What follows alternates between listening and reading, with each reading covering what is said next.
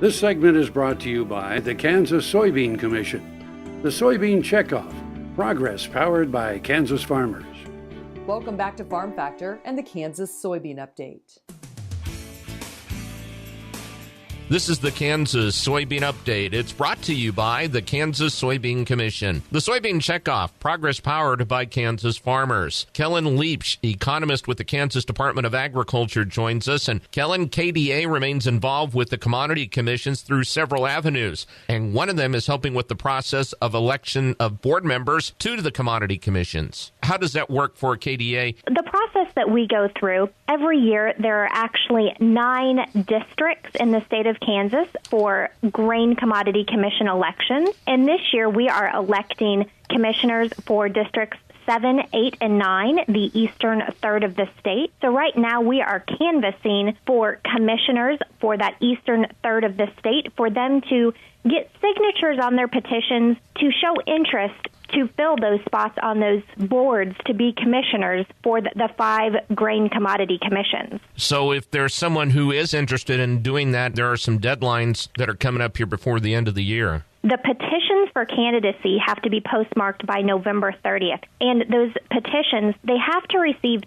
20 signatures of growers that are actually growing the commodity. In this instance, soybeans. They have to obtain those 20 signatures and then have those petitions postmarked by November 30th. Now, in the case of if you are not interested in becoming a commissioner but would like to vote, you also need to register to vote? You do. You can register to vote by December 31st, either by signing someone's petition, or you can go to the KDA website, agriculture.ks.gov, and you can actually fill out the form there to register to vote, or you can contact the Kansas Soybean Commission as well to register to vote. All 5 of the Kansas Grain Commodity Commissions, the Kansas Department of Agriculture, we do the administrative function for those elections. The Kansas Soybean Commission is no different in that aspect. And they also encourage candidates who reflect diverse enterprise sizes, experiences, methods of production and distribution, marketing strategies, and other distinguishing factors to ensure its commissioners reflect the diversity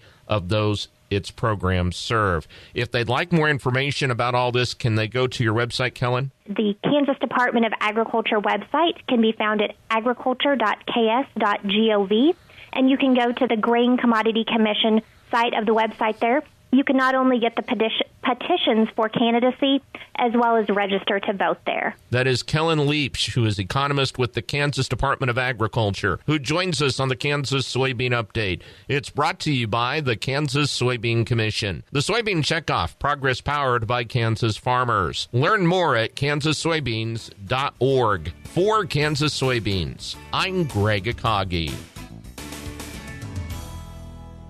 Hope you enjoyed this week's Kansas Soybean Update. Stay with us after the break for more with Dwayne Taves and John Butler, who talk about consumer changes and the beef industry.